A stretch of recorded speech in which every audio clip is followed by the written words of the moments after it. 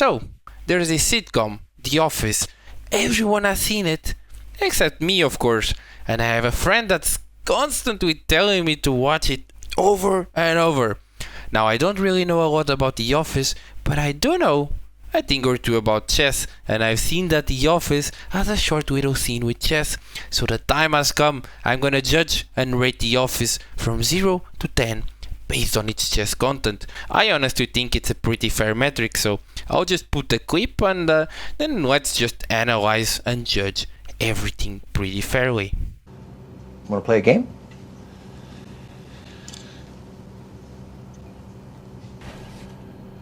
No. If you do that, I'm going to do that. If you do that, I'm going to do that. If you do this, I'm going to do that. Well, what if I just do it? You don't want to do that. I'm just hiding out until all this stuff blows over. With Creed. Playing chess. At work. He's winning. I feel like I'm describing a dream I had. Okay, so I've done my analysis and let's just get into this. Now I'll put a bar somewhere describing my will to see this series after this video. But let's just get into this. Now first things first, right off the bat, as soon as they show the chessboard, we see the white's kingside rook is on a dark square.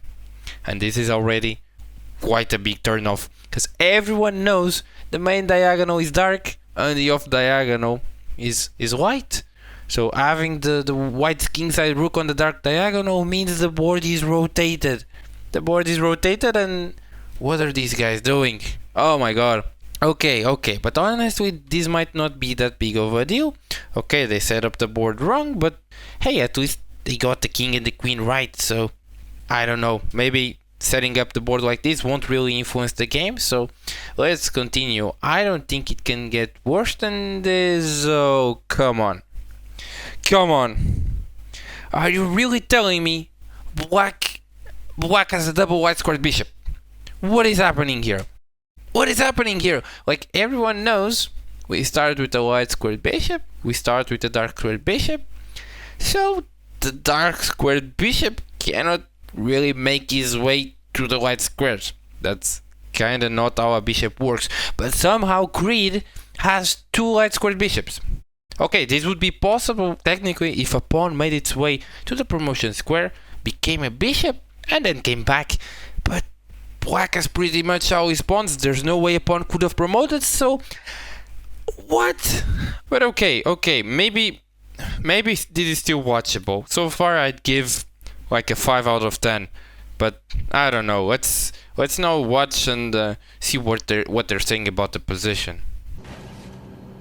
No. If you do that, I'm going to do that. If you do that, I'm going to do that. If you do this, I'm going to do that. Well, what if I just do it? You don't want to do that. Okay. So, what the hell just happened here? Now, first things first. Okay, Creed is clearly trash talking Jim or Jimothy, whatever his name is. That's pretty funny. But the thing is, his trash talking doesn't even make sense. Literally, everything he just said is illegal. Like, he says, okay, you do this, I do that, and he jumps with what? The knight and takes his king. Or you do this, you do that, and the pawn jumps over the knight. What the hell is happening here? And not to mention, after the guy is done saying all of this, the pawn just disappears.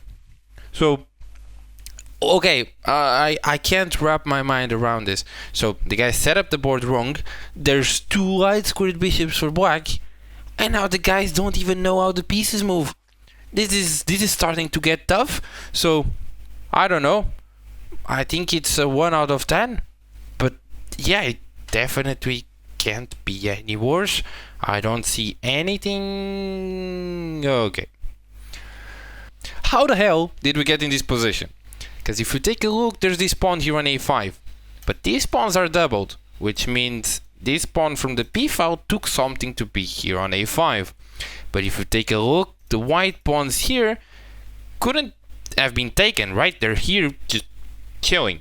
So a piece must have been taken here on a5. But if we take a look, white has both rooks, white has a queen, white has two bishops. Uh-oh, there's a knight lacking, so clearly a knight was taken here, but how could this happen? Well, let's take a look at the sample case. I don't know.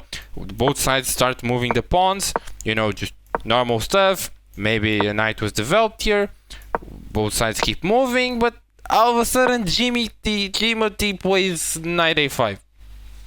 And that's the only way we can end up with pawns like this. So what the hell is happening? Help! Okay, I've seen enough. I'm not gonna try to find anything more. To wrap my head around this, I mean, I can't believe how the hell do you get so many things wrong by showing a 10-second scene. So I hereby sentence The Office to you suck. That's it. At least from a chess content point of view, which kinda isn't the priority, but anyways, as the chess nerds we are, we cannot really end the video without taking a look at the position. Now here, like we've seen, Jim whatever is playing with the white pieces, and it's his turn. Now, as you can see, also, he's not a piece, because as a genius he is, he gave a knight here on a5, typical. But there's some tension here in the center, right? I guess we can take his knight, but then he takes our bishop. So let's take a look. If we avoid the exchanges, then probably this pawn is taken, and I guess we can take this pawn, stopping castling, but then knight bd7, hitting the bishop, and we're not really doing that good. So probably the best move is to take the knight, hoping for something like takes, and if black gets distracted, which Creed easily could do, he could take the knight, and then we could just take the rook with check, get a new queen, and this would be just perfect, right? However, this is kind of dreaming a little bit too big, as after the pawn is taken here, black can take this pawn and not only cover this pawn, the threat of the knight is still here, and now he's also threatening to pick up this pawn. So yeah, this would just be kind of bad for us. So the thing is, after the pawn is taken here, we probably won't take.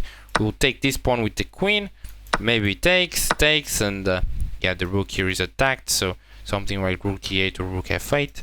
And yeah, black clearly has an advantage, because again, he's a piece up, but the game kind of goes on. I mean, there's a king still in the center, so a lot can happen.